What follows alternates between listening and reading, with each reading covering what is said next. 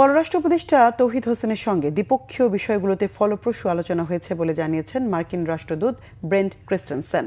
পররাষ্ট্র উপদেষ্টার সঙ্গে বৈঠকের পর ফেসবুক পোস্টে এ কথা বলেন তিনি। মার্কিন রাষ্ট্রদূত বলেন, পররাষ্ট্র উপদেষ্টা তৌহিদ হোসেনের সঙ্গে চমৎকার এবং ইতিবাচক আলোচনা হয়েছে।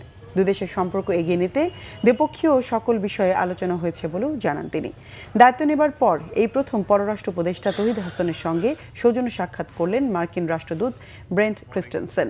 এর আগে পররাষ্ট্র সচিব আসাদ আলম সিয়ামের সঙ্গে বৈঠক করেন তিনি। প্রায় 2 ঘণ্টা পর পররাষ্ট্র মন্ত্রণালয় থেকে বেরিয়ে যাওয়ার সময় মার্কিন রাষ্ট্রদূত আনুষ্ঠানিকভাবে কথা বলেননি, তবে যাওয়ার পথে দ্বিপক্ষীয় বিষয়ে আলোচনার কথাও জানান তিনি। এছাড়া আসন্ন নির্বাচনকালীন নিরাপত্তা, শুল্ক, রোহিঙ্গা সহ নানা ইস্যুতে দুই পক্ষের মধ্যে আলোচনা হয়েছে বলে ধারণা করা হচ্ছে।